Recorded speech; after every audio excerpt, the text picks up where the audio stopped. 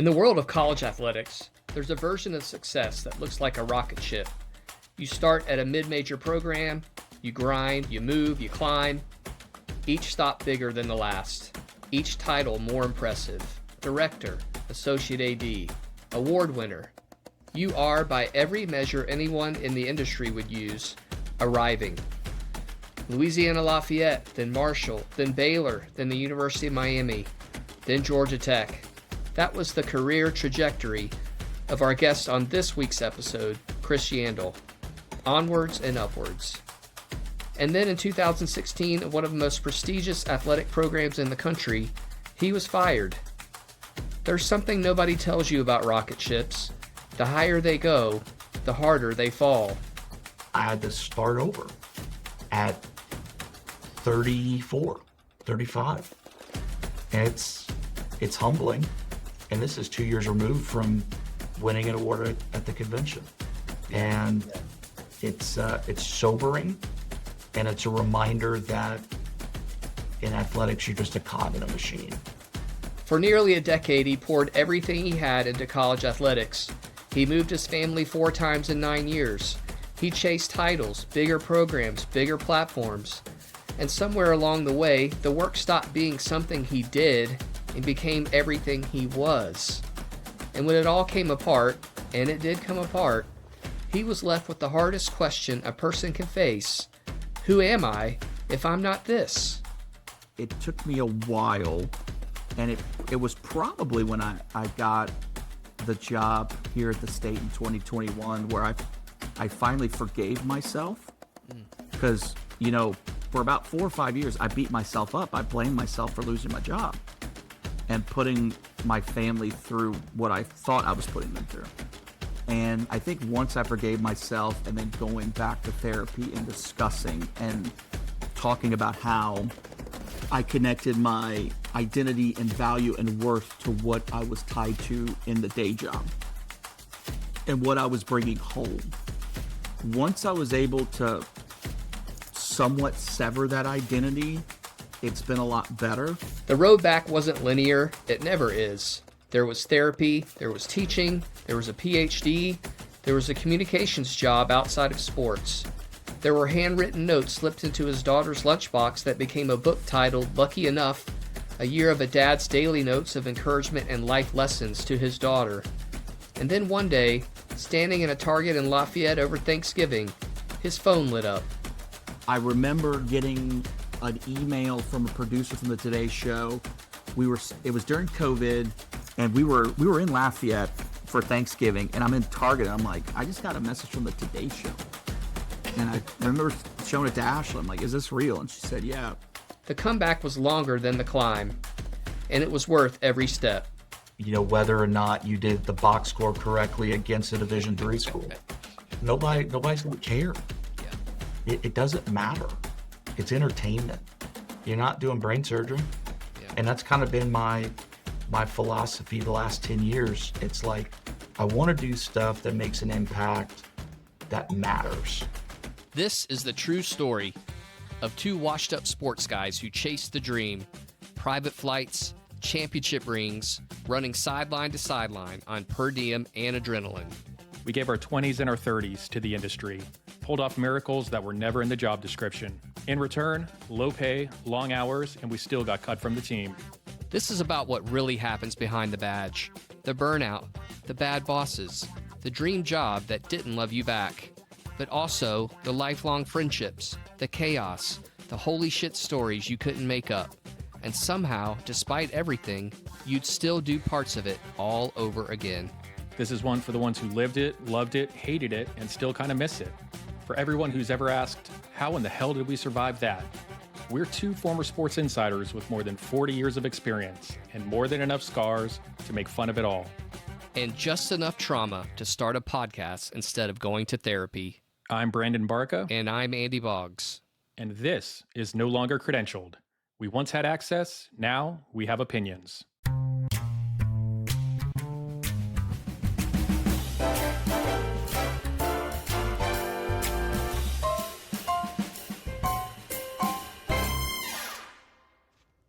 Podcast. You get it. I want to start with kind of an icebreaker here. Yep. I totally remember coming to Nashville. You were like this rising star for our Yep. convention. Do you remember anything about that? I remember bunking in a hotel room with you and Brandon Perro. That's right. I do remember that. Yeah. So I just wanted to, because you were like this rising star thing. What was your thoughts about that, and being nominated for that and all that good stuff? I think first and foremost, looking at the names that were before me, Yeah. I'm like, there's no way I belong in this group. So that year was, I think it was a postgraduate scholarship Mm-hmm. that I won. Bob Markham, the late AD for Marshall, Yep. bought me a PSP. He was so into electronics. He bought me like a PSP in games. I'm like, what is going on? This is some cool shit. I've always felt in the profession, no matter what I won or got recognized for, I always felt weird because I feel like I didn't belong because I wasn't the prototypical Yeah. SID in the field. But, it helped. I don't know if anybody from COSIDA listens or CSC or whatever it's called now, but that scholarship money paid for my wife's engagement ring. There you go. And 19 years later, we are still married Yeah. as of now. Because, Yeah. I mean, I could do something stupid tomorrow. Who knows? That's funny that you say that right out of the gate here, looking back at the past names and feeling not good enough, or do I belong here? And that's something that I leaned on a lot in my career. I guess the old saying is like, fake it till you make it. Did you, Yep. was that something that motivated you, not feeling like you either belonged or weren't as good as everybody else? Yes and no. It was a struggle for a while because I knew I had what it took, but I also wasn't willing to sacrifice certain things. Like you hear horror stories about most people in the industry, at least 20 years ago, were either single or divorced or about to get divorced. I'm like, I'm about to get married. We want to have kids. I don't want my kids growing up hating me because they never saw me. So how much was I willing to put in the work to get over that thought process? But also, even when I started getting recognition, awards, promotions, jobs in the ACC, I'm like, I still felt like an outsider. I just didn't feel like I belonged. And that's just, I think that was really me internally not, not having a lot of self-confidence, to be honest with you. So was sports kind of, I should know this because I know you pretty Yeah, well. come on, bro. I know, that's what I mean. But so growing up, like, was this something? How'd you kind of learn about this industry, and what kind of sparked you towards it? So, as you can tell, I'm not athletically inclined, although somehow my son is on a track team in middle school. So I'm hoping he got his uncle's chromosomes and not mine. It happened. So my freshman year in high school, my geography teacher was our head basketball coach, and they needed a statistician. He saw that I was the only kid in a class full of juniors and seniors raising my hand and answering questions. So he asked me if I was interested in doing it. I said, sure, why not? And then that turned into me doing it for football. I think I did it for girls basketball and baseball. So sophomore, junior, senior. And it wasn't until I had no idea this profession existed. Right. So, because I thought it was just, if you wanted to do it, you had to be a sports journalist, whether written, radio, television. So I went on a campus visit to Southern Miss because they had at the time, the only sport management program within 400 miles of the New Orleans area. So we went and we got a tour, and I met one of their academic advisors who was in athletics, and he introduced me to the media relations director at the time, and learning what that was about, and then learning what athletic marketing was. I'm like, okay, I kind of like both of these areas. I like to write. I get to go to games for free, and I get to get paid for it. So that was cool. So really just walking in to the Southern Miss Media Relations office, the one I met with had actually retired before I started school. So enter Mike Montoro, the man, Oh, the myth, yeah. the legend, Monty. He said, sure. So I worked football. I think I did maybe defensive stats for football. Men's, women's basketball, I did like shot charts, simple stuff. Baseball, I did the scoreboard, and that's, I helped score games because I did it in high school. So it just kind of took off from there. But then when I left Southern Miss and transferred to UL Lafayette in 2002, my first day in the office, my boss, who used to be like the PR guy for a hockey team, he's like, all right, we have 15 media guides to do. And so you're going to do this one. And I'm like, huh? Yeah. So having to learn, reading previous ones, what all goes in there, having to learn PageMaker Right. from scratch Yeah. on a slow ass computer with dial-up internet. And just everything I had to do from that point on was self-taught. Like, how bad do I want to do it? How much am I willing to go for it? And by the time I got to Marshall 3 years later, I felt like I had a decent skill Yeah, set for sure. that working there for 2 years strengthened what I already knew, and then propelled me from there. Yeah, I think it's a good point. We'll talk a little bit later about some of the things you're doing now about being an adjunct professor, but definitely shout out just the mentorship. I remember when I first found out about the sport management program at Tennessee and just how impactful they were in figuring out, okay, first of all, I was discovering like this is an actual major. Back then, like you said, it wasn't around all over the country. And then two, I can find a job in this and just, I don't know, just shout out to all the, professors. I still remember Buck Jones and Rob Harden and what they did and just the impact to get us where we are. And so then you're there going through college. And at what point was it like, this is real? This is what I'm going to do with my career? I think when I got to Marshall, that's when I kind of figured, okay, there might be some long-term sustainability here. Because when I graduated from UL Lafayette in 2004, but it was in the fall of '04. So I had a whole nother spring semester. And so I took a graduate class at UL so I can work baseball and trying to figure out what the next step was. So I remember I applied to 4 schools. Florida State, which I'm glad I didn't go to, Boxy. I got accepted to the program, to the master's degree in sport management, but there was no job attached to it. So I'm like, okay, let's put that to the side. University of Texas, I think I applied for maybe advertising or PR, their master's program. No job attached to it either. I got my acceptance letter the week I had moved to Huntington, West Virginia. So that was definitely out of the question. I applied to Huntington, to Marshall, which we know how that story ended. I applied to East Tennessee State because they had a graduate assistantship, which that caught my attention. And I'm like, oh, I get to do some of these sports. They'll pay for my schooling. Yeah, it's a lower tier Division I, but I was working in the Sun Belt. I'm like, if I can do the Sun Belt, I can do anything. I got accepted. I think I got accepted to the program, but I don't think I got an assistantship. So that was out. The 5th school I applied to was the University of Tennessee. I got offered a graduate assistantship to be one of Pat Summitt's graduate SIDs. I said no, because 30 minutes later, I'd got off the phone with Randy Burnside at Marshall. That's right, man. Came to the motherland. West by God. That's right. And to think, it's like, what would have happened had I gone to Tennessee? Was a great coach, intense. Could I have handled that? Was I even ready for that? Because at that point, I don't know. I mean, I had gone through some difficult coaches at UL, but I don't think I was probably ready for prime time at that point. I needed another 2 years in a mid-major conference to get more hands-on experience.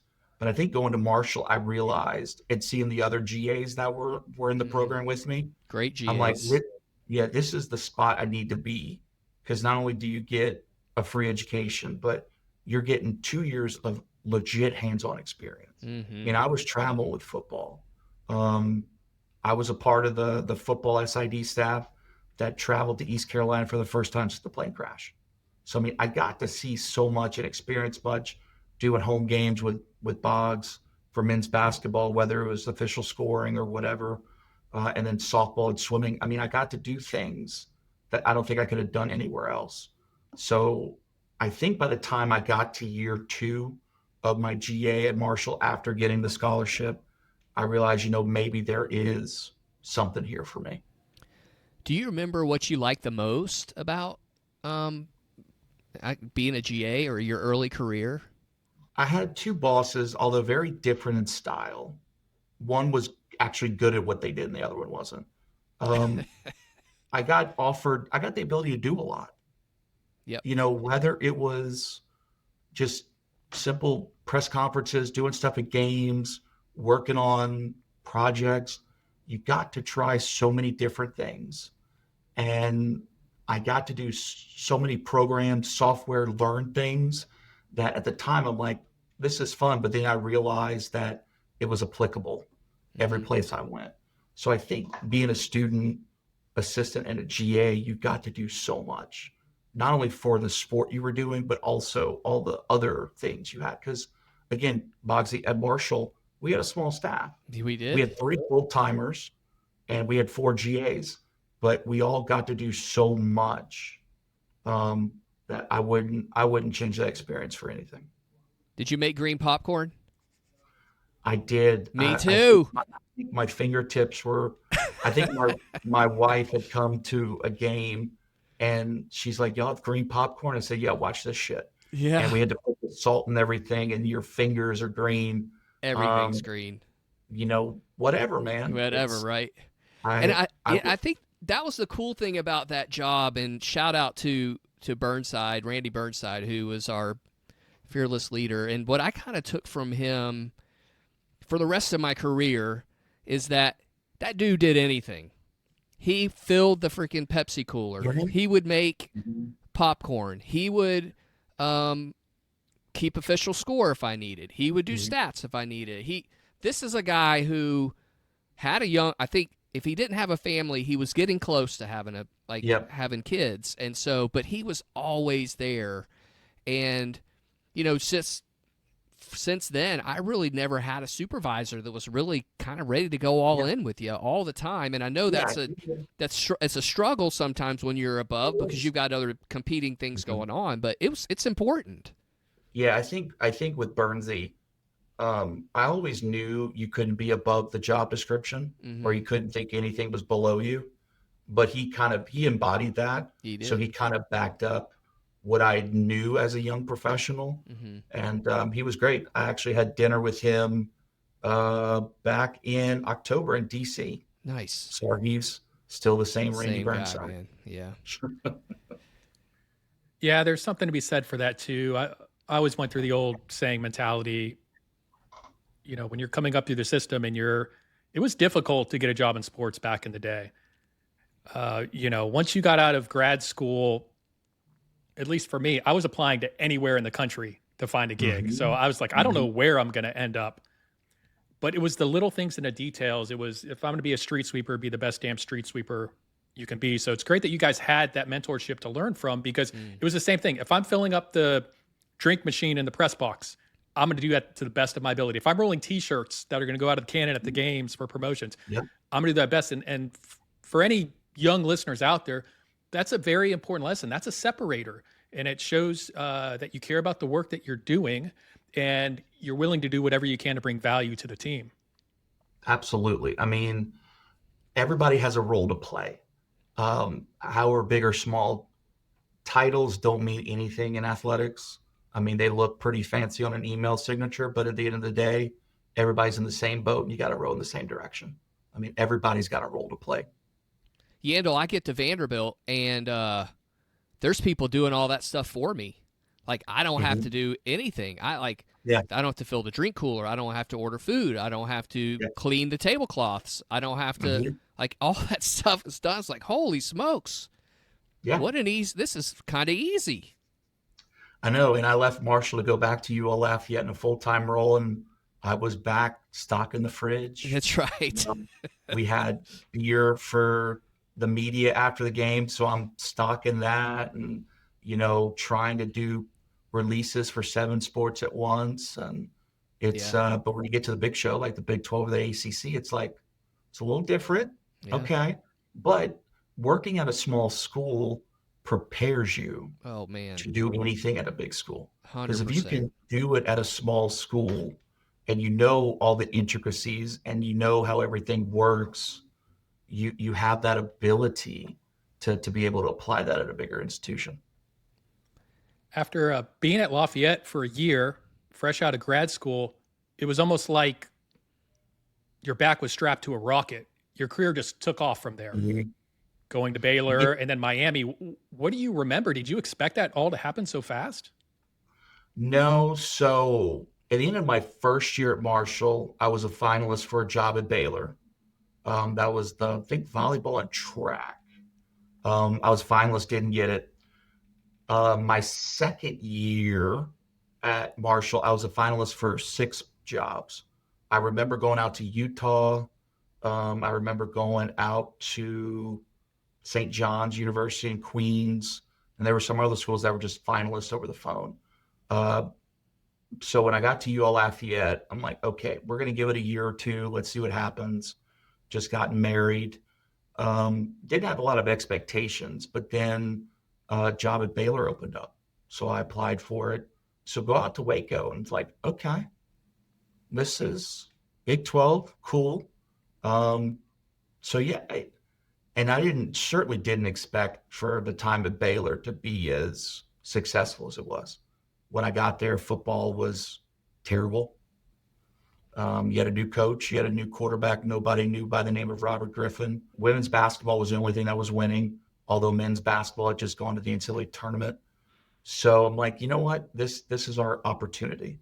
It's a Power 5 league, Power 5 school. Let's try it. So the day after my daughter was born, I'm driving a U-Haul to Waco, Texas. Mm. And I'm still married to this day, boys. So it paid off.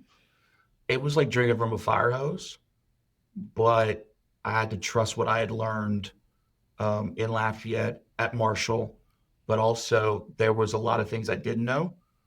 So being a young gun on a relatively young staff, the assistant AD and the associate director were both older, but everybody else on the staff was younger. So trying to figure out what do they do well, what can I do well, what can I learn? And yeah, thanks to basketball being so successful, Mm-hmm. I became, I guess, more, I don't want to say relevant, but people were noticing me more. And then I got a phone call from 2 phone calls, actually, one from the University of Houston and then one from the University of Miami. And Miami came in and swooped me up before Houston could get me in town for an interview. So, is this what success is for you? Like during this time, it's like, oh man, I'm crushing it right now. Like this is. I thought it was. Yeah. I thought it was. I thought it was titles, Mm-hmm. moving from school to school every couple of years. I thought that was success. Mm-hmm. Shows you how stupid I was in my 20s and 30s. No, but that's the industry, though, right? That's the industry. It is, because it's accepted that you move around every couple of years. Yeah. Unless you're older and more steady in your job. So, getting to Miami, I'm 30. At the time, I think the youngest or one of the youngest communications directors in FBS. And I'm walking in, my first day on the job is the second Evan Shapiro story. Oh my drop. gosh. We're at ACC Media Days Welcome to the big time. Greensboro, and our coach, Al Golden's a Penn State graduate. Mm. And then that was also the day, I think one of the Penn State stories dropped too. Like in the span of those 3 days, I'm like, I need to get back to Texas. What the hell did I sign up for? And I'm there for 24 months, and we dealt with the NCAA for 18 of those. Wow. It definitely ages you. Mm-hmm. And I wish, Asha and I loved Miami. Mm-hmm. I wish it would have happened at a different part in my life, because I think we could have appreciated it more, maybe stayed longer. At that time, I had a boss who he looked out for me, but I think ultimately he was more worried about his own trajectory and his own influence. And I kind of got stuck between him and the football coach, which come to find out the football coach loved me. He just didn't like my boss, and I was Mm. collateral damage, which in hindsight makes you feel a little bit better. That could have maybe changed how I approach things at 31. A part of me, I still think that I made a rash decision in leaving Miami for Georgia Tech because I was so anxious to get out of Miami because I felt like that was a bad situation for me that I walked into an even worse situation at Georgia Tech. Mm. I wasn't given the full picture of what was going on internally. I had some people that had wanted the job I got, and they were pissed that they didn't get it. So that turned into not necessarily a mutiny in the beginning, but it ended up being my demise. Mm. And but by the time I was leaving Miami, guys, I was already kind of half-hearted. Like, do I still want to do this? Mm-hmm. And that could be the stress from it. It wasn't it wasn't enjoyable. I think working in the Miami media market taught me that I can work anywhere Yeah. because the Miami media is relentless. They are relentless. Mm-hmm. So I had to grow up quickly. I had to learn a lot about crisis communications on the fly, stuff I wasn't taught. That's where I learned how to work with the university side and even university council because that relationship really wasn't there at Baylor. That relationship was non-existent at Marshall or UL. So having to learn that operation was a lot. But getting to Tech, I remember the first week of the job, I remember telling Ashley, I said, this is it. This is either we're going to live here, die here. This is the end of the career road for me, Mm-hmm. or athletics, my career in athletics, my days are numbered. It's an either or, and it ended up being the latter. Looking back, do you think that was more because of the culture or the atmosphere you're working in, or was it more of just having to be a machine and the 24/7 grind lifestyle? Because I've been in both of those situations and they both can be very demoralizing. Yeah, that's a good question. So I don't know. I think I was at the end of my ropes. But also I think I was just tired. But also I think I was walking to into a buzzsaw. Yeah, that's the kind of stuff that they don't really. No one tells you any of that stuff when you take your next job. And I just wish somebody would have said something like that. Hey, the further you move up in your career, these are some of the issues you may be dealing with. These are some of the mental health things you may be dealing with. These are some of the physical ailments that may come about because of your position. There was just none of that communicated at all. No, not at all. So But you know what? At the end of the day, it all turned out exactly. much better. So can you address like kind of what your mental health was at this time? Like what was at Miami? Like what were some of the things that were kind of driving you into the ground? It was terrible. I'll tell you that much. I think I had put so much time and investment and belief that my identity and worth were tied into my job, Mm-hmm. and that I'm only as good as where I'm at.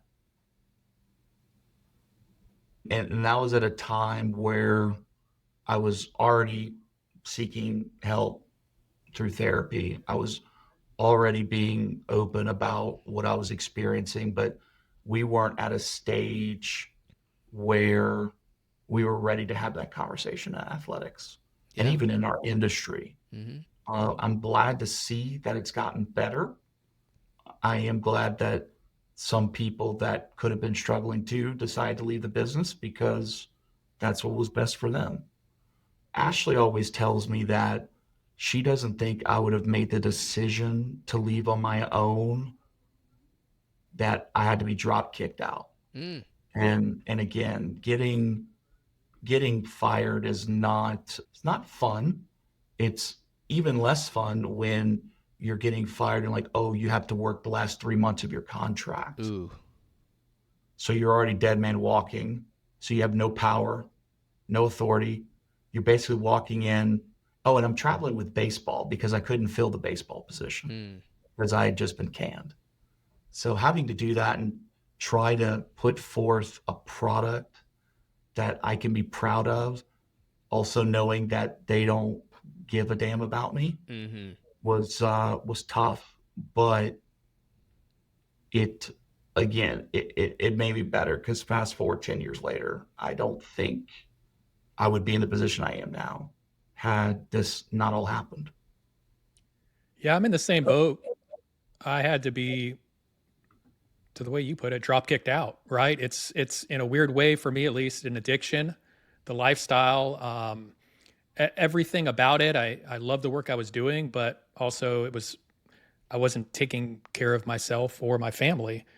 And sometimes the abrupt end is such a roller coaster. I'm wondering how you just deal with that roller coaster, especially now, even hearing like the last 3 months, you had to gut it out and also go on the road with baseball. Like, how did you keep your head on your shoulders?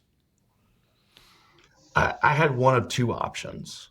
I either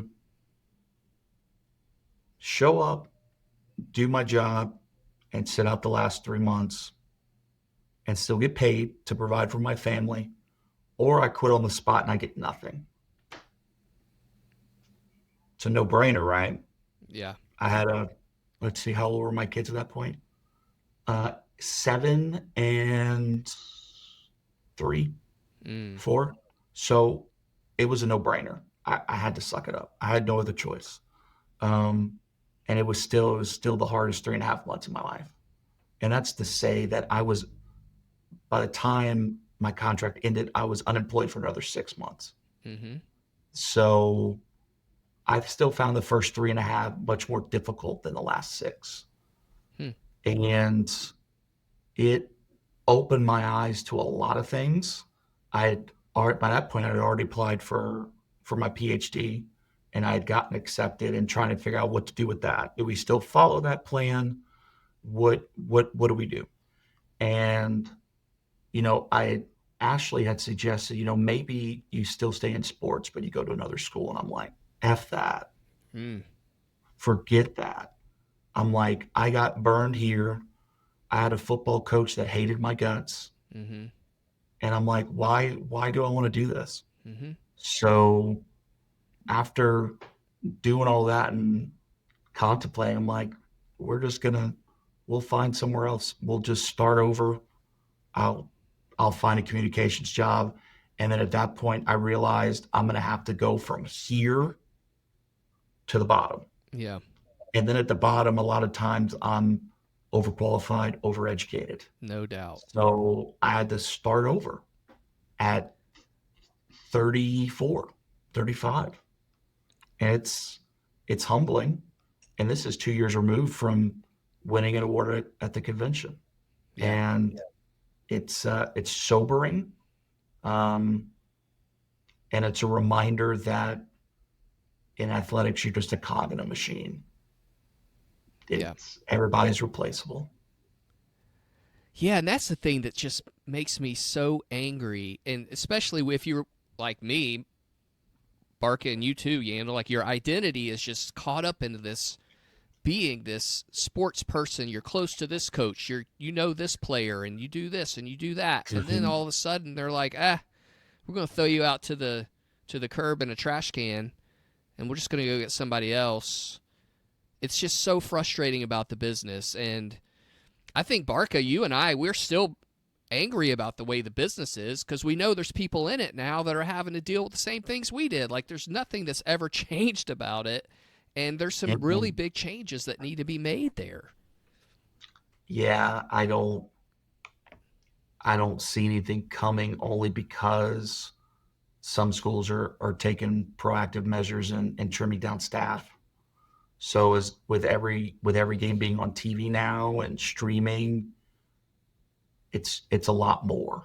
So I Mm-hmm. think, maybe they don't travel anymore. Maybe they just do everything from home. I mean, honestly, Yeah. if there's going to have to be some concessions just in terms of where do you try to fix your budget? Do you need them to travel?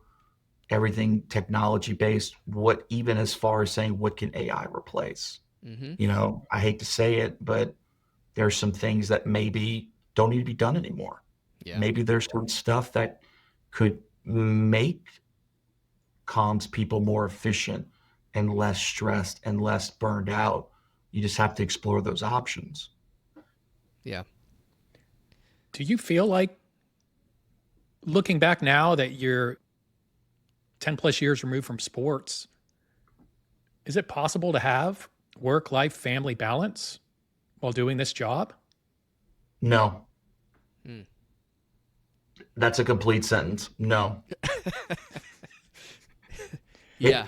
It's because one side has to give. If you make that balance, which I still think it exists, I think it's just more of they're integrated. If you spend more time at home, your career potential could suffer. Mm-hmm. If you spend more time with your career, we've seen what happens. Yeah. You divorce, lose families, you miss out on big important events. And that was over the years. I'm like, I can't do that. I don't Mm-hmm. want to miss graduations or games or events at school. I mean, that's the stuff you remember. Nobody's going to remember, whether or not you did the box score correctly against a Division III school. Yeah. Nobody's going to care. Yeah. It doesn't matter. It's entertainment. You're not doing brain surgery. Yeah. And that's kind of been my philosophy the last 10 years. It's like I want to do stuff that makes an impact that matters. Working in sports was fun. However, I wasn't making an impact. I wasn't writing a game story, doing game notes, doing a media guide, doing interviews. Yeah, it's stuff that I could say I did, but it didn't make a positive impact on anybody. I mean, I would disagree with that, but because I think you made a positive impact on a lot of people. But I will say, I wanted to ask you about how long it took to wash out that sports identity from your psyche or from your mental health. Like after this happens at Georgia Tech, like when did you feel like you got back on your feet again? Probably 2021, Okay. I would say. I just got my job here at the state, and I felt like maybe I have finally shed that part, and I can forgive myself and move on. What did your identity become? What did you start focusing on? If it wasn't, I'm not this career PR guy in sports anymore, then what am I? What were you thinking about? I think I had to return to remembering that I'm a dad, Mm-hmm. and to be a present parent. I think that was the big incentive. I knew I had always wanted to go back and teach.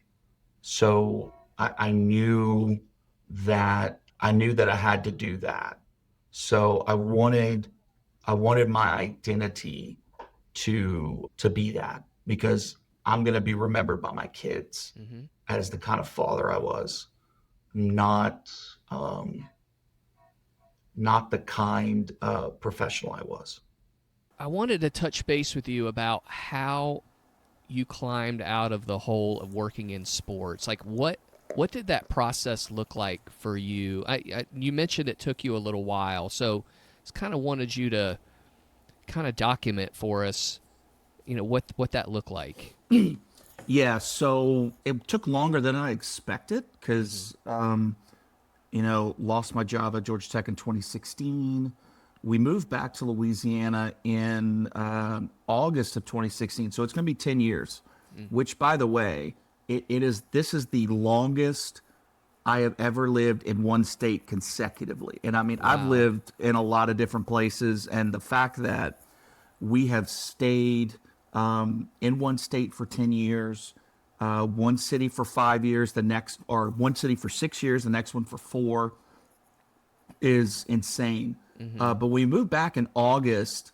Around that same time, Tulane had their comms job open in athletics, and they had a few jobs open. And Scotty Rogers called me when I moved back and said, "Hey, we're short-staffed. Would you mind traveling with men's basketball for a tournament in Orlando?" I'm like, "That's fine, whatever." It was money. I needed something to do, so I was still an SID for a men's basketball team that was not very good. Thank God that only lasted for a weekend. And it was God, who was it? Oh, Mike Dunleavy was the coach. Oh, okay. Yeah. Great NBA coach, terrible college coach. Yeah. Good Lord. So I'm like, okay, maybe I can kind of do this on the side. Maybe if Scotty needs help, or even hell, if LSU or Southeastern needs help, I can chip in. So after that, Scotty had talked about, maybe, if you're interested, you could work game days. I'm like, sure. We kind of let it die. And then a year later, my buddy Tom from Miami, who had replaced me, had called. He's like, "Hey, what do you think about this job at Tulane?" And I said, "I think it'd be good for you," because Tom kind of got the same shaft that I did at Georgia Tech. I'm like, it might be a good reset. And then when Tom came down to Tulane, he coaxed me into working games. I became the baseball official scorer for a couple of years. Okay. So it was fun. It kept me, it kind of gave me a hobby outside of work. Yeah. But I also got to see it from a different lens. I'm like, okay, I could show up 30 minutes before a game, do my stuff, and leave. Yeah. And just kind of seeing everything else. I'm like, yeah, I don't miss this. Like, I miss a part of it, but I don't miss I have to be at the ballpark for 8 hours. Yeah. For a 3-hour game, or, I have to miss this event, or I have to do this and that. So I think it was really, I think it was really doing baseball and seeing how everything else was playing out. And then finally, the third year I was doing it, was 22.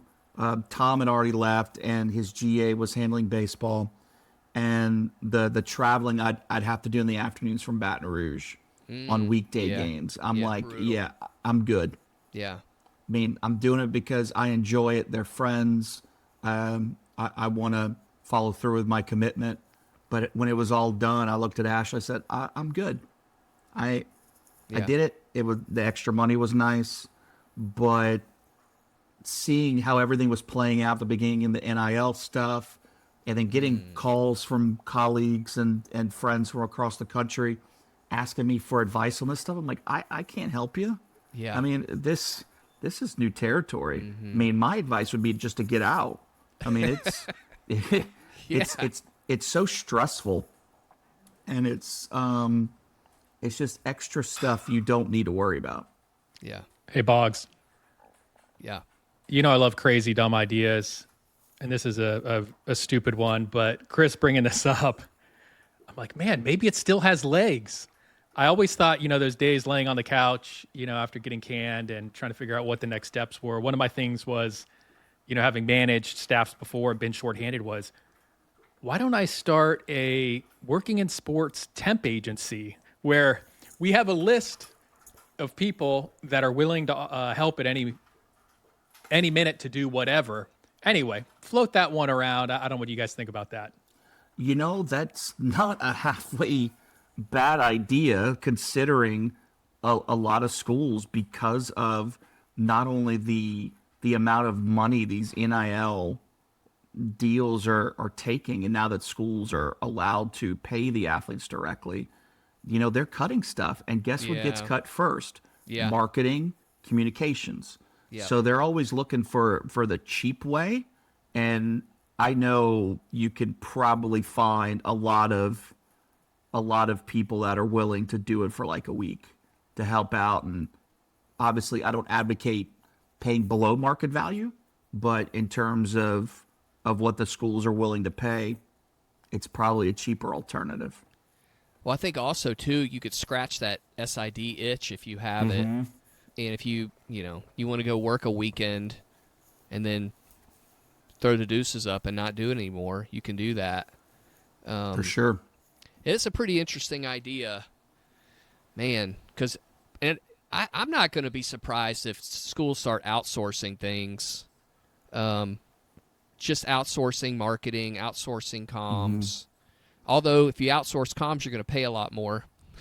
Yeah, I mean, see, that's the thing. If you outsource it, say if you outsource design, yeah, that when you compare it to what you're paying Yep. in-house, it's significant. Yeah. So I'm honestly, I'm surprised that we haven't heard about schools leaning more on AI to fill kind of these gaps. yeah, But it's also an opportunity for the profession to reconsider what it's always been doing. You know, you were kind of told 10 years ago you need to adjust, and you didn't. Now you really need to adjust. But the outsourcing part, yeah, it's almost like you're spending more money for sure. yeah. I mean, if you're a PR firm, I mean, you're going to charge $125 an hour for your services. They ain't paying people $125 an hour in a college athletic department. It's like $10 an hour if you do the math. $10 might be generous. Might be generous. Yeah, I think what you have happening is you have jobs getting cut and you have less experience in the field. And so now you have senior leaders kind of reverting back to maybe like 30 years before. Think before when it was a one-man or one-woman shop of comms or marketing and before social media and all that stuff. Everything then started slowly shifting to being in-house rather than outsourcing. But now I've seen, or at least I've heard of some places that have started to outsource more of something that we wouldn't have thought of doing like 10 or 15 years ago. Why are we wasting our money on that? Well, and I have a couple of last couple of semesters, I've had a few LSU SID students in my classes, and I'll kind of hear what they're doing. But of course, LSU is a different animal in that a lot of their social and digital is a separate department. Although the smaller sports that these students do, they have to do a lot of the social media posting, but they have help in terms of content creation. So it's hard when you're one person, you have to do 27 different things, especially at a smaller school. At what point, Brandon, to your point, what do you start cutting off? What do you change doing? What could you theoretically say, hey, what if we did it this way? There's so many different things that schools are juggling in the air.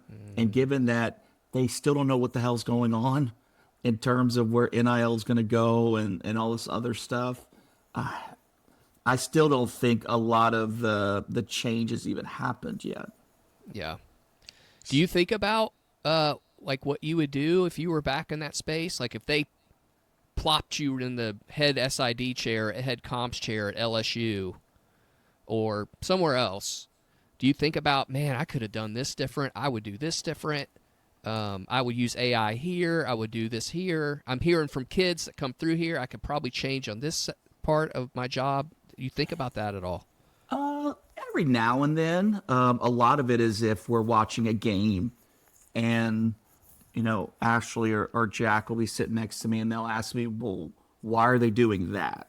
Or I see so-and-so in the background. What are they doing? Why can't they do X, Y, and Z? I'm not going to lie to you and say I haven't thought about it. But then I quickly snap out of it. Yeah. Because, when I left in 2016, you had the O'Bannon case. I think in 2018 was when they ruled EA Sports was coming back, 18 or 19. So everything was speeding towards the point we're at now. I think if I had the right resources and the staff capacity, there would be things I would want to do, but you know, we all know what runs the engine in athletics. It's Yep. football, and if football ain't using it, nobody's using it. Yeah. So of course there's always things I'm like, yeah, you know what, we shouldn't do this. And I mean, I remember there was stuff I was trying to do at Baylor and Miami and even Tech that I'm like, you know what, maybe we should cut back on these ugly game notes. Yeah. And I remember getting pushback. I'm like, I'm telling you, no one reads it. B, it's an arduous waste of time, only for your purpose. I mean, that's stuff now that AI can easily 100%. create, manipulate, and help you keep track of those trends and things that you want, that you think the media cares about, but you're the only dude that's tracking it. Yeah. So what do you think about the current state of the SID in college athletics? You mentioned, you were at the forefront 15 years ago, paperless game notes, the way the position was evolving, right? Social media was having its boom. We're 2026 now. You see what's happening. Is this kind of what you imagined, or I'm just curious to get your thoughts? Yes and no. I thought we were going to see it progress a little quicker to this point, but now that we're at this point, I think it's going to be lightning speed. I was also hoping, guys, that the profession would have already reevaluated what it was doing and would have changed, and I feel like the change is still slow, but that's just me looking from the outside. I think professionals really need to, now is more important than ever, they need to make themselves just a major asset to their athletic department, not be the person that just keeps stats. I mean, that's, AI can do that. Yeah. What can you do that AI cannot? And I think that's going to be the separator for this profession from now until 20 years from now. What can you do that AI cannot, and that makes you that much more valuable? And the big schools, especially in the SEC, I see them doing a lot of different stuff. I am a 3-time Sun Belt alumnus. I might be the only person with connections to 3 different Sun Belt schools academically.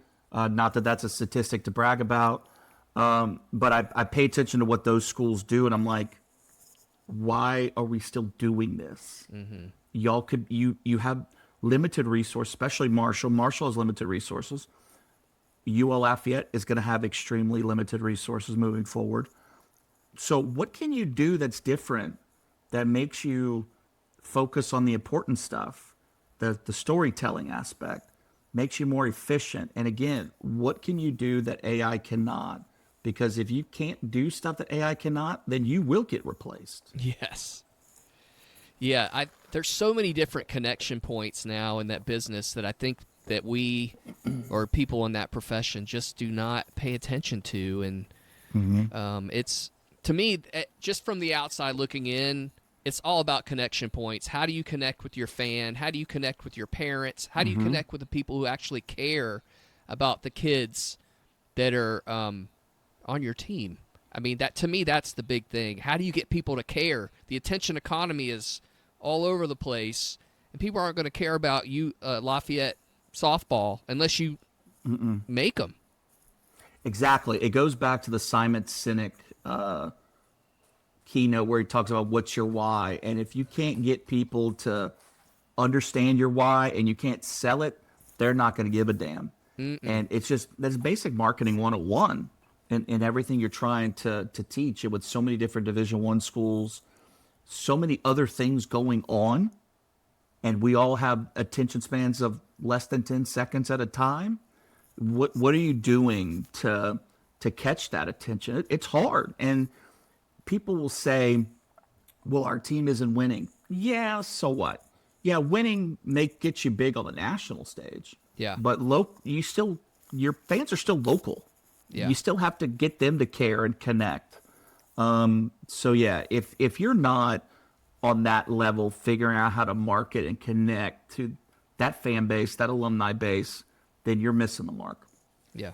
I think some of it might be a bigger systemic problem within college sports, and I hate to over exaggerate this or be too stereotypical, but college sports in general, for the most part, when I worked in it, was pretty much behind the rest of the world and just day-to-day business dealings across the board, even marketing and comms. And I think some of it stems from the professional development side. And some places are lucky to have people that can develop your younger workers to understand how to do all of these things or how to think differently.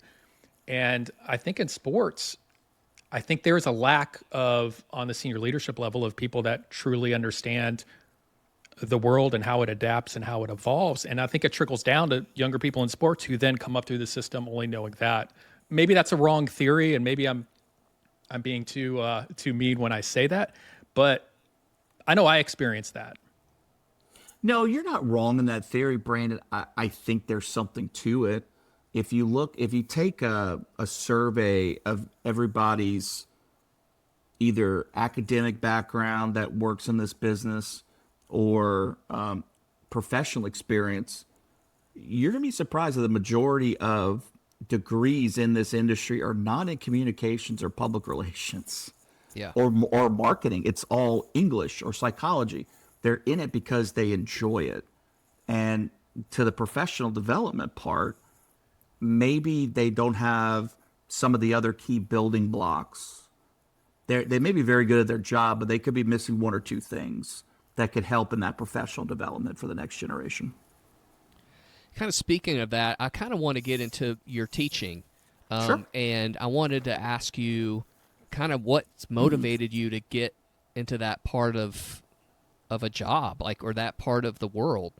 To me, it's very enticing to me. I've had instances throughout my career. It's like, man, it would be really cool to teach kids. But I just kind of wanted to get what your motivation is and what do you enjoy the most about it right now? So, as someone who, believe it or not, is an introvert, I know that's hard to believe. It was hard for me to get going in the beginning, but it was back in 2010 or 2011. So when I was at Baylor, we had two former SIDs that were working in the I don't know if it's a college of journalism and PR or a school. Anyway, Baylor's comms and PR program had two former SIDs, Kevin Tankersley, who was at Little Rock and some other schools, and then Maxie Parrish, who was the Baylor SID for like 2 decades. Yep. And I think I was asked, me and a couple of other of my colleagues in the SID office were asked to come speak, I think to Tank's class about sports comms and what we do. And we came in and I kind of happened to say something half-witted to Tank afterwards. I'm like, hey, if y'all ever need more guest speakers or there's ever an adjunct job open, I'm happy to chat and discuss. And then I think over the summer, Maxie reached out to me and asked me how serious I was. And I'm like, yeah, I'm serious. I think it'd be fun. You know, the only problem is I could only, based on my schedule, I could only teach one night a week because it was going to be in the fall of the 2011 semester. So obviously football is a lot. So I was the number 3 football SID. Monday nights we had no practice. So I'm like, sweet, score. I was also the basketball SID, and we were preseason ranked. And I think if we had a Monday night basketball game, I think it was in the spring, so I was okay. And my bosses let me do it. I can tell you that first semester was a categorical fail for me because teaching a night class at 6 p.m. on a Monday, media writing on a Monday night, it's not exactly a sexy subject, boys. And trying to think, how can I take what I've learned and what I do day to day? How can I make it understandable? I failed. I was not very good.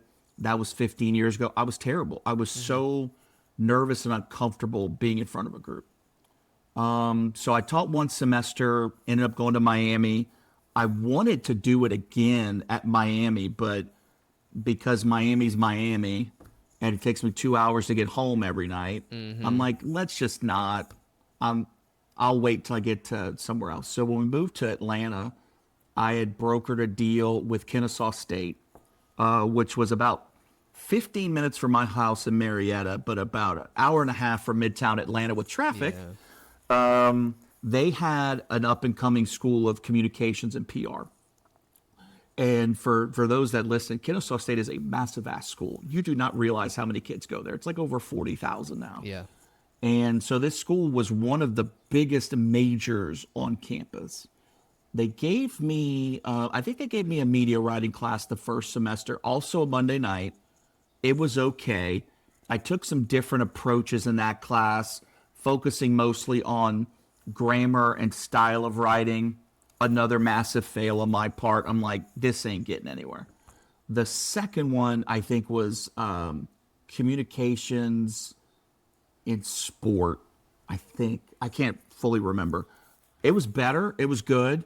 That was the semester I realized that maybe I could be halfway decent, because I had one student in that class in particular that a year later sent me a message that said, because of you and your class, I was able to pass and graduate.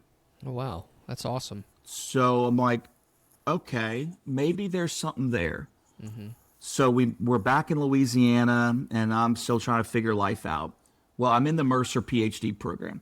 I have to have some sort of, not fellowship, internship style deal with an administrator or a professor.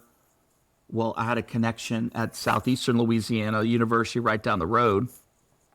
And she asked me if I wanted to teach some sports classes, because they have sport management. Really small program, but still fairly decent size for the size SLU is. So I said, sure. I did PR and sport one night for a semester. And then I did, might have been sports ethics or something. It's a fun class. It was a lot of, if you're not an athlete in the class, you're somebody that actually wants to work in athletics. So it was an engaging group, and I think that's where I kind of learned that maybe this is something for me. They asked me a lot about my stories, which I had to make G-rated. Didn't want to scare them totally away. But it was a lot of fun. And then LSU had been asking me to teach for a while, and then when we finally moved to the Baton Rouge area, I'm like, let's do it. And so this is the end of my fourth year at LSU. I've been teaching a junior senior level course of strategies of public relations and social media. That's been a lot of fun. It's the class before their capstone. So I kind of help them, guide them step by step before they get to the real stuff that counts. And then I've been teaching a sports PR class online through Winthrop in South Carolina for about the past decade. So it's been fun. It's been a lot of enjoyment. I'm not the old guy in the room. Well, I am the old guy in the room, but I can kind of still connect with them. And honestly, I try to be the person that I wish I had as a professor in some of my later classes, the ones that had the experience, had the academic knowledge, didn't just grade on tests and all this other shit. Anybody can memorize a test. I care about practical application. If I give you these principles and these tools, can you apply it in a real world setting? And that's what I care about. So it's been a lot of fun. LSU keeps asking me back. So I got to be doing something right, but it's been a lot of fun. It's a good lesson to people listening out there. I love to hear stories like that, because it's just a reminder that, you don't become great at something overnight. And as your story said, I'm a practicing introvert as well. And you put yourself out there early on, and you question and you doubt yourself on if you can do something or if it's right. And I hate to use a cliche, it's all part of the process, but it takes time, and you stuck with it. And it sounds like you're enjoying that. I mean, you've been doing it for 10 years now. Yeah. And it probably, I got comfortable with it at Southeastern, but it wasn't until LSU that it was 2 days a week. So before, I was just teaching one night a week. So I couldn't really get into a rhythm. Now that I'm teaching on Tuesdays and Thursdays, and I've changed my times every semester, but those 2 days I can get into a rhythm and kind of set things out. Be like, hey, we're going to do this day, this day. And everything kind of strings along. Yeah, the concept of teaching is so awesome. I mean, I'm married to a longtime teacher, and it's in her blood, and it's just the concept of helping people just be better at a craft that you really love, right? And I kind of wanted to ask you, do you address some of the mental health things? 100%. Comms and PR. Can you kind of talk about some of those things you mentioned to your classes? Yeah, usually, Bogsy, on the first day of class, I always like to do an unofficial survey of what they all want to do. And you'd be surprised how many people want to be agents. And I'm like, really? Y'all want to be agents? Yeah. I'm like, 24/7, no off button, agents. Yep. Okay. And usually when I share my background and the things I do, I'm like, look, comms and PR, I mean, this is the industry that probably is one of the higher burnout rates outside of healthcare professions and legal. So if you really want to do it, you can set the parameters now and do it right, because eventually you're going to get to those 80-hour work weeks. But if you're starting 80 hours now, right out of the gate, you're going to be burnt out so quickly, and you're not going to have much of a runway for a career. So I try to share, I'm like, look, you got to set boundaries. It took a long time for me to do it, and I put my foot down. A part of me still thinks that one of the reasons why I wasn't kept in Atlanta was because of that, which is fine. It's whatever. It worked out much better for me in the end. So I think it's important. And I think, Bogsy, we're at a different point now. 10 years ago, people really weren't talking about it a lot. Now they're talking about it a lot more. So I think it's more cognizant and more front of mind now for not only these kids that are entering the workforce, but I think for those of us in the workforce, I think it's more important now than it was when it was a little bit more taboo 10 years ago. Yeah. It's funny that you say that. I remember starting in sports, and I tell people I was studying sport management or had an internship, and the first question they'd ask me was, "Oh, you mean like Jerry Maguire?" The sports agent stuff, and because they'd seen the movie, and it's funny to hear that still happening today. You talk about boundaries and talking about mental health. Are you seeing examples in front of you in these classes of these young professionals that are now setting boundaries for themselves in the profession? Oh, 100%. I mean, I'll have some students. First of all, again, I don't take attendance. Should I? You're junior and a senior. I mean, I'm going to treat you like an adult. If you want to hang out with me, come hang out with me. But just know if you miss class, you may miss some stuff. I say that because I do have some students that'll talk to me on the side or reach out to me and tell me, they just need a day off. Cool. I get it. There's days I don't want to be in the classroom, or there's days I don't want to go to work, and I either can or can't take it. So we all have problems. We all have battles we're facing. I'm not going to judge if you need a day off. I'm not going to take it personally. I'm only as good as you are.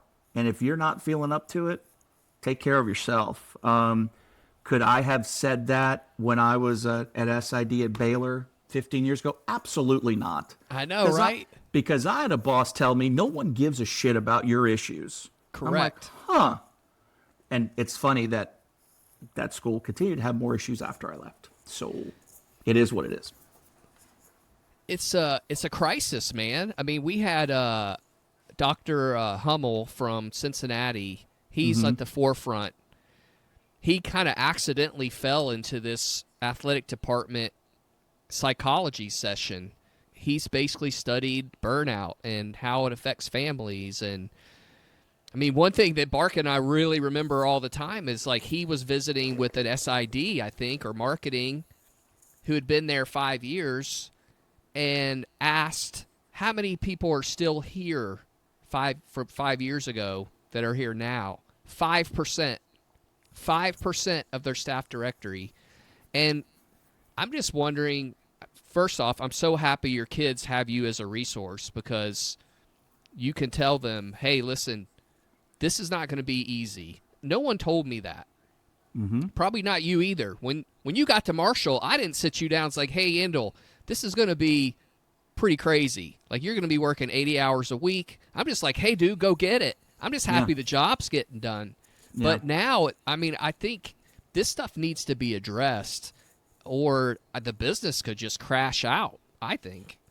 You're exactly right. Because, again, it goes back to sitting on a couch on a Saturday night watching a football game that kicks off at 7 o'clock. So you had to get there, what, at 3? Oh, yeah. 2? Yeah. And you're the ESPN game of the week on Saturday night.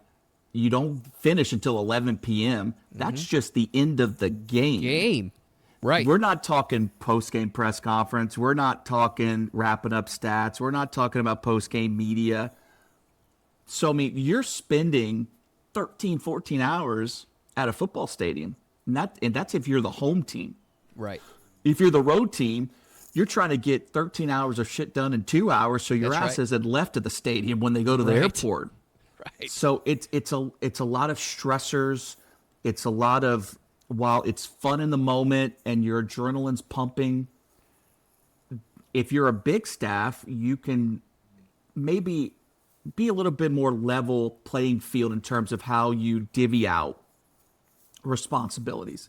If you're the staff of one, it's incumbent on you to do it all unless there's somebody back at home base that's able to maybe, post stuff, update stuff, email stuff out, etc. So I think it is becoming more of a topic of conversation, Boggs, because you're seeing more schools with those sports psychologists on staff, or they have some sort of a partnership with a local health system that offers those services. And the fact of the matter is, on the academic side, the university's had mental health counseling services for 3+ decades. Yeah. But you don't hear that in the athletic department. You don't realize that those services that are available to every other student and every other faculty and staff member, they're also available to you. It's not, but because athletics can be so isolated in its own silo, because that's what athletics does, whether they do it intentionally or not, you don't realize those resources have been there for so long. And now you're starting to finally see that wall kind of break down at a lot of institutions and making those things happen. Hate to sound like old man on the hill, but when we came up through the system, we were always told, like, well, when you have a job, you should be working it for 2, 3, 4, 5 years, and you need to just put your head down, do your work, and then it'll lead to your next job. And that's all we knew. So the kids today, hat tip to them, because I agree with some of it. Like, if they realize 6, 8, 12 months in, it's like, you know what, this is a shit show. I'm not subjecting myself to this culture, to this lifestyle, and they're making these decisions. And, we had someone on a couple episodes that got out of the academic side of things in sports after 5 years. I was like, I don't think I would have been, I was like you, Chris. I was like, I had to be drop kicked out. Like, and so I think you're seeing this younger generation stand up for these things and on the hours and the pay. And, pay wise, I remember starting out and it was just like, oh, we're going to pay you in the low 20s starting out. And so that's improved. Is it where it should be right now? No, I think we would all agree on that. So we're seeing some improvements happening. And that was what came to mind on all of that. Yeah. I mean, God, if you want to talk about first job pay, I graduated from Marshall in May of 2007. Boggs had already pieced out and gone to Nash Vegas, and I was the last GA out of our 4 to get a job. You want to talk about messing with your head? Yeah. I'm like, I thought I was better than that. We had a good crew though, man. That was a really, really good crew. We had a solid group. I mean, they were awesome. Yep. We've all gone on to do our great respective things in a variety of places. So I graduate in May of 2007, go back down to UL Lafayette before taxes and everything and retirement, which who the hell needs retirement at 25? Right. $30,000. Getting married the next month, my take-home pay after everything was $1,400 a month. I was like, what? And I'm doing volleyball. I'm doing number 2 football. I'm the men's basketball, which at this time, I think the Sun Belt still does it. We were traveling, men's and women's basketball would travel on the road together. So they would couple everybody. So my boss and I would rotate as to who would go on the road and cover both men's and women's basketball. So I was covering, if they're on the road, I'm covering four games in 3 days. Yeah. You want to talk about you don't know which way is up. And then doing baseball. I mean, and that was the first year baseball was 5 games a week. So what Ashley will tell you, she remembers me coming home, dropping one bag, and picking up another to leave. I mean, there was a couple of times we didn't see each other for maybe one day for 2 weeks. And so that's 2007. That's almost 20 years ago. And you're right, Brandon. The pay compared to what you're doing isn't even nearly what it should be. But when it's hard when you have other people in your athletic department making a lot more. Yeah. And then they magically get buyouts with more money when they leave. So I think you're starting to see maybe the cracks in the armor finally showing. The cracks have been there, but they've been covered up. I think that you're going to start seeing more cracks showing. I really, truly believe that here in the next year or two. It's just got to be a huge kick in the nuts to see your coach get paid, even if you're at an SEC school, 20, 30, 40 million bucks to not work. I mean, I want those jobs, man. Right. I will happily coach your team. We will go 0-12. Yeah. We will play at every Power 4 school on the road. I'm going to get you money, but I'm going to get my bag too. Yeah, it's just I think it contributes to the mental health part of it when you're working inside of an athletic department. It's like you're slaving away, making, whatever you're making. And then the guy that you're working with who relies on you for advice, for whatever, is making 20 times your salary or more. And I don't know. I think sometimes that's going to start catching up to people in that world. And I think a lot of, and me included, a lot of us in the field, we attached our identity and our worth to what we were doing. Mm-hmm. I still do to an extent now, not as much as I used to. It's taken me 20 years to get to this point. Mm-hmm. I still have a lot more work to do. But I think you have a lot of younger individuals, and even those that have been in the business 2 decades, 3 decades, that still tie their worth and their identity and their value to what they do in their job. Mm-hmm. For some people, it's been a great experience. They don't have any problems, or at least they don't show them. But whereas the majority of us, it's hard. Because like you said, especially if you have a coach that you don't get along with. I mean, me and our softball coach at Marshall, we butted heads for 2 years. Mm-hmm. Now she thinks I'm the greatest person that ever walked.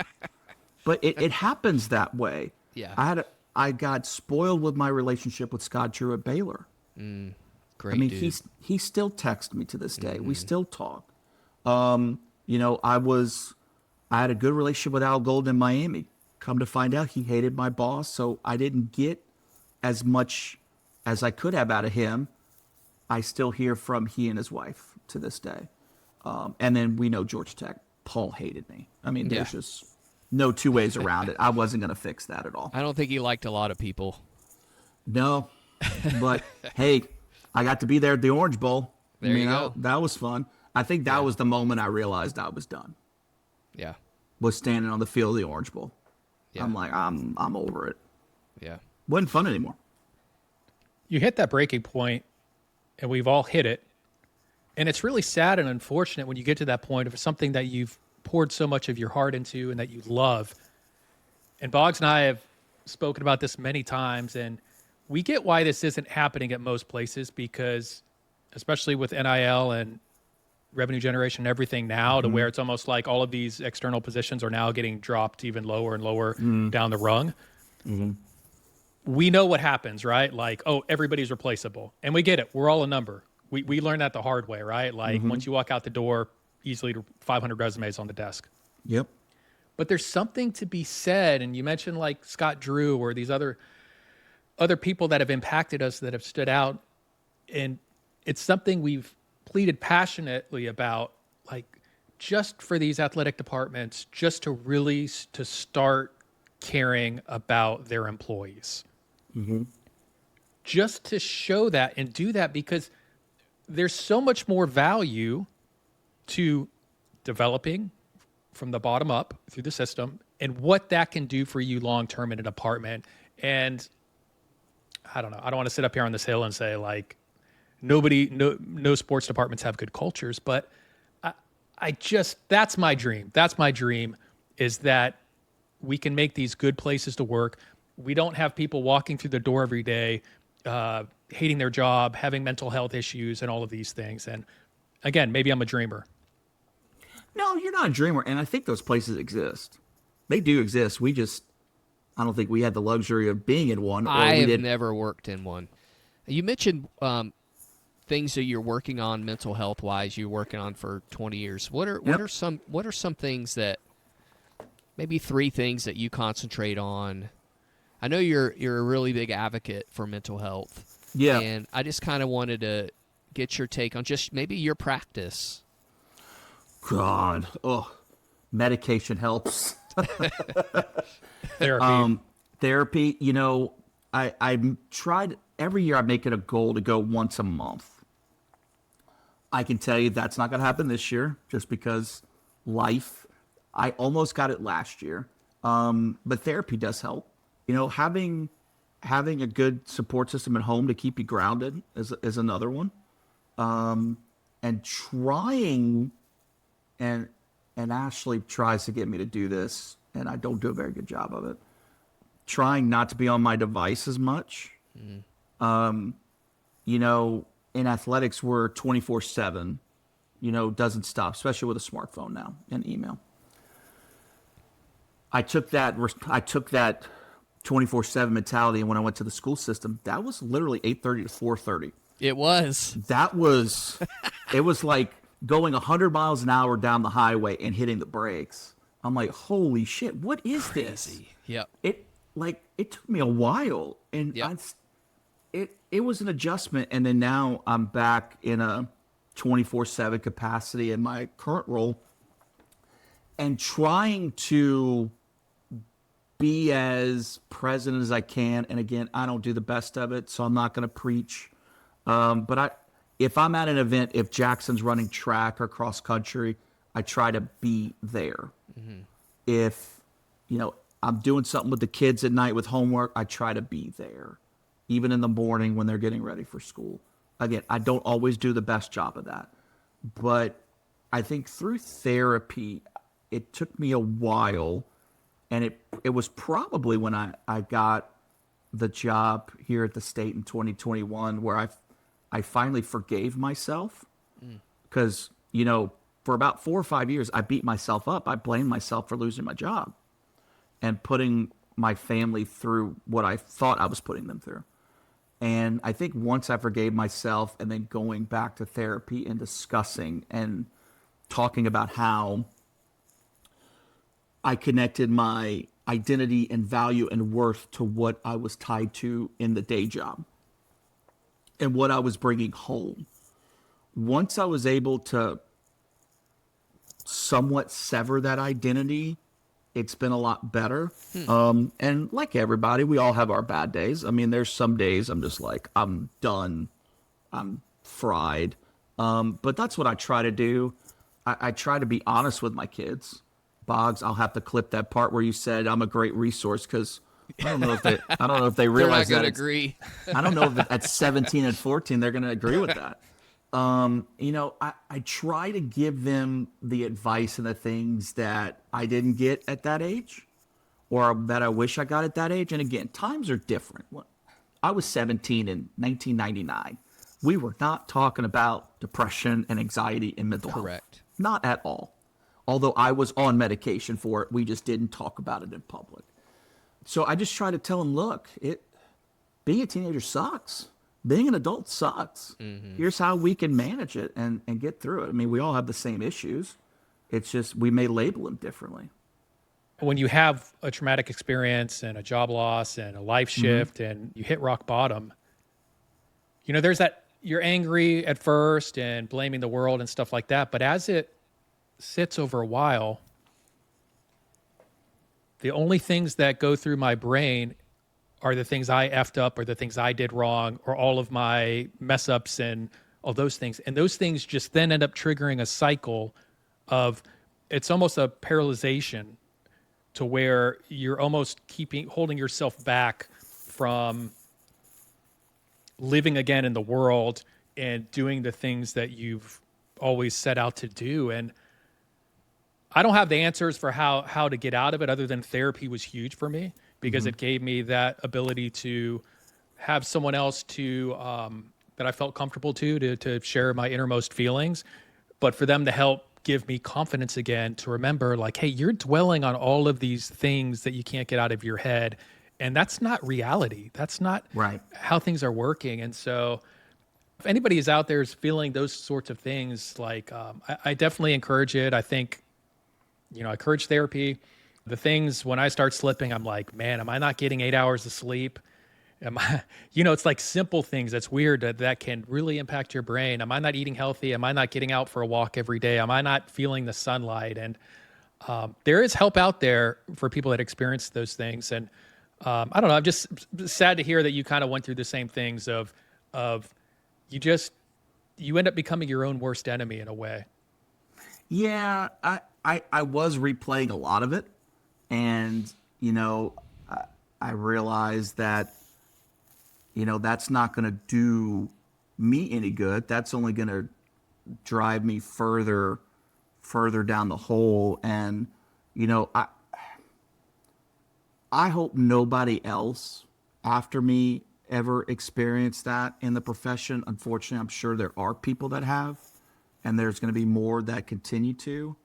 But I hope for their sake that they don't, because I know how it feels. It sucks, and it can play a lot of head games with you. And my journey lasted longer than it should have. I don't think I should have been unemployed for 9 months, but I was. I also didn't think that I should have exited the way I did, but it happened. So it's, to your point, Brandon, I think, again, therapy is a powerful tool. I think going outside and touching grass is also a powerful tool. I just hope that those that listen to this understand that they're not alone, and there have been hundreds of us before them that have experienced the same thing they are. There's also a humbling part to it that at least I went through. And, I tell myself many times, it's like, maybe I needed to be humble. Yeah, I thought so too. 'Cause I'm like, well, maybe I was getting too big for my britches, got the Rising Star Award in 2014. That was the same morning of my first ever panic attack, because I was in a room of 500 people, and I'm like, holy shit, number one, do I even belong here? Number two, I sure as hell don't belong on this stage in front of these people. And then to know that I had a group of people that I used to work with that had such a visceral reaction to me. And that was hard. But there was a time where I'm like, you know what? Maybe I do have an ego. Maybe I do think I'm bigger and better than I actually am. I did think about that for a while. And I'm sure there's some people I worked with, at my last place in Atlanta that thought I did. And hey, if they think that, I'm sorry. I'll add you to my Christmas card list. That makes you feel better. It wasn't my intention. To go through that at the age of 30, 31, 32, 33 is a lot for anybody. And my 30s were built on a lot of learning. I wish I could have experienced what I did in my 30s and my 40s, because I think I could have approached things a lot differently.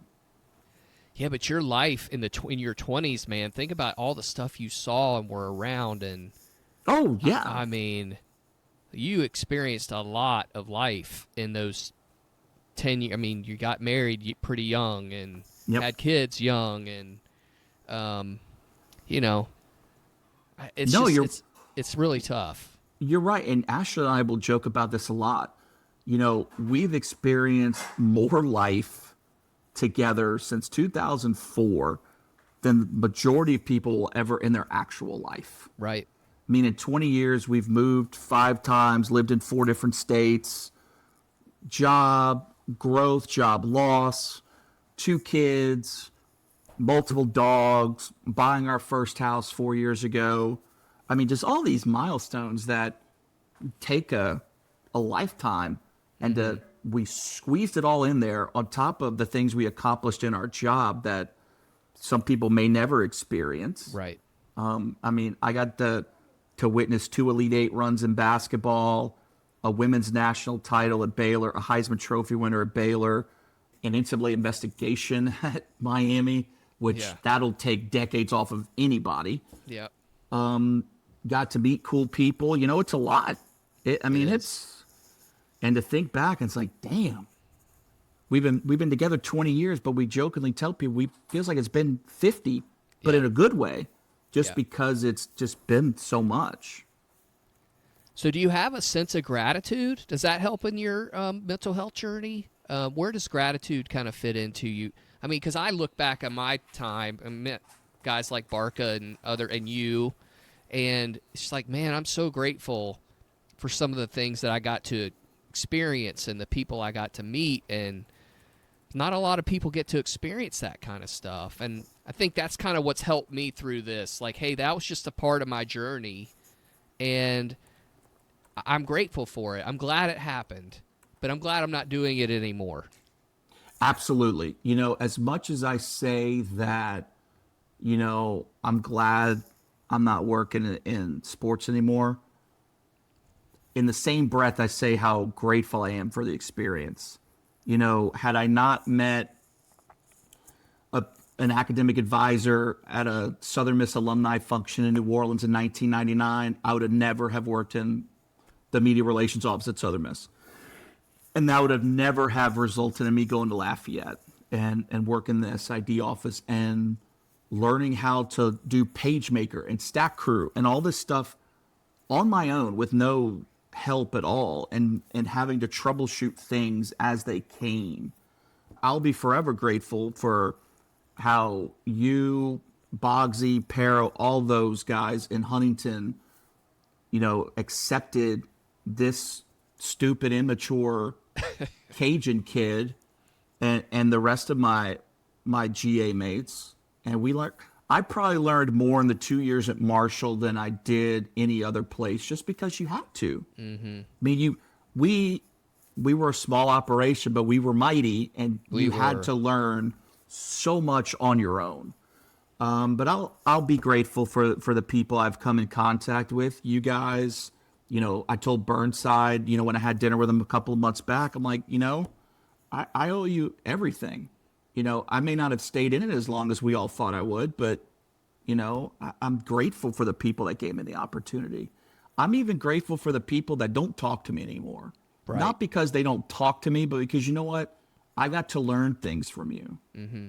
And I'm sorry that for whatever I did or didn't do has made you not want to talk to me. That's cool. I don't lose sleep over it. Yeah. Because at 44, I'm still trying to get better. And I think 44 me is a lot better than 34-year-old me, for sure. Yeah. But if you don't operate with a learning mentality or a gratitude mentality, that'll slow you down. And I try to mirror that for my kids. I mean, my 17-year-old, you know, I thought we were raising this sweet independent girl, and we're raising a rabid raccoon, but that's okay. But I know they're still kind of too young. And then maybe once they get on the other side of college, they'll kind of see what we were trying to mirror in that. And also the fact that everybody at some point hates their job. It's a job. That's all it is. It's a job. It doesn't define who you are, but you're going to meet a lot of people. And, you know, Addison worked her first job about 6 months ago and then moved on to another one. But I remember telling her that you're going to learn more about dealing with other people at a job than you are physically learning how to do the job. Because you get to see the best and the worst of humanity, especially if you're in a customer service field. So trying to mirror that attitude for them, again, they're teenagers. I'm hoping it sticks one day, but that's just something I wouldn't have gotten that far had I not flipped that mindset. I wanted to pivot to this, man. Speaking of gratitude, I know that you've written a book, and it's one of those things that I'm fascinated by. I'm fascinated by the process. We had a guest on earlier this year, or last year, that wrote a book, and I was like, man, that sounds so awesome. How did you do it? So I kind of wanted to, could you talk about the book that you wrote and just how that kind of came about? Yeah, so I wrote a book. It was based on the first year of notes I was writing my daughter Addison during her fourth grade school year. So to give you some context, when we moved to Louisiana in 2016, she was starting third grade, but when we registered her, we didn't realize she would be going to a new school in fourth grade. So her fourth grade year was her fourth school in 5 years. So wow. She took kindergarten in Miami, first and second grade in Georgia, and then she was going to be on her second school in 2 years in Louisiana. So fourth grade was middle school, fourth, fifth, and sixth. We all remember middle school. It sucked. It sucks even harder for middle school girls. And, you know, that's when Ash and I kind of noticed something was off. And, you know, it was like the second wasn't even the first day of school. They might have been like the second day. I wrote her a note, slipped it in her lunchbox, and then I kept doing that, and I kept sharing them, and people resonated with them. So I wrote a book based on that the first year. It was an independent book. It probably sold somewhere around 5,000 copies. Nice. I mean, it did enough to help us with a down payment on a house. But in hindsight, I probably could have waited a few years later to do it, because I kind of wanted to do it looking back on her high school life, which if I ever get free time, I'll write a pitch for that. But yeah, I don't know if that's going to happen with my schedule currently. The writing part was hard for me because I was trying to present something that really wasn't done before. It was, but it wasn't. So if you've read anything written by Ryan Holiday or others, they'll have like a message of the day. Well, I was trying to do that based on the school calendar and then writing my thoughts behind it. Clearly, Ryan Holiday is a New York Times bestselling author, one of my favorites. I don't think I will ever reach his pantheon of celebrity, but that's what I was trying to do. And I was trying to do it to focus on not only the parents of tweens and teenage kids, but also anybody that kind of was struggling in the mental health space for dads. And I got a lot of positive feedback from dads or moms that bought it for their husbands, that were kind of going through the same thing or were hoping to connect. And that was awesome. You know, I wrote it in 2018. It published in 2018.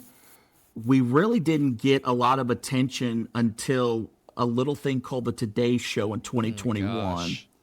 I remember getting an email from a producer from the Today Show.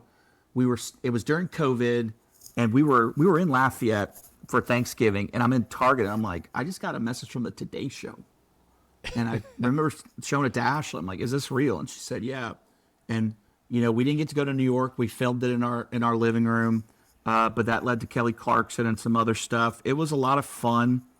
I want to do another one. It'll probably just be for Jack because I think we're living in a time where raising young men is difficult. It's so hard. Because you have certain people view masculinity one way and others view it another way.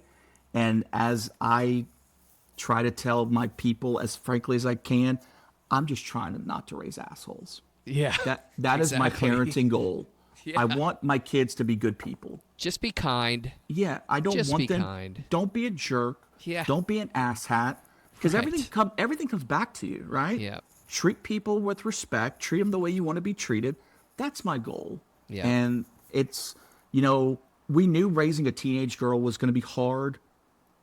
We're realizing that raising a teenage boy, not because he's bad, he's not. He's an awesome kid. Mm-hmm. It's just that everything else you have to pay attention to on the periphery, it's like, okay, I'm giving you the building blocks.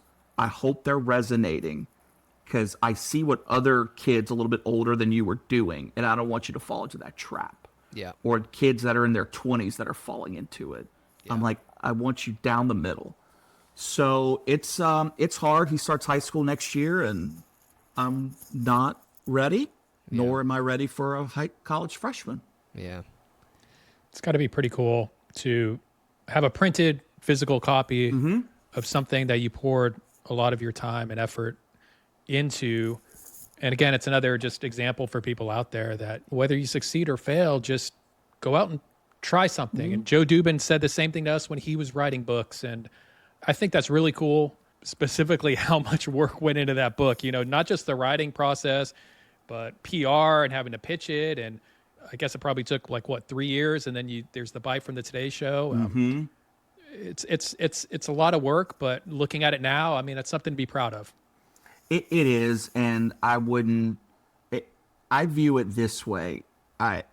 My kids have something, or at least Addison has something for her. Whether it's sold copies or not, that was icing on the cake. But she had something that she could keep with her whenever I'm long gone, or she can share with her family when she's older. And I hope to have some for Jack too, but they keep the stuff I write them, or at least a majority of them. I take pictures of each one just so I have a digital memory of it, because maybe there will be another opportunity where I can do it again.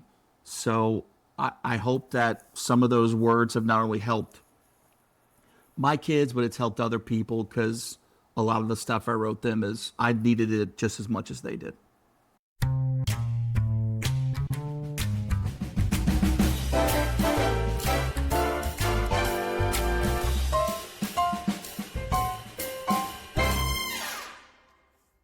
Time to wrap it up.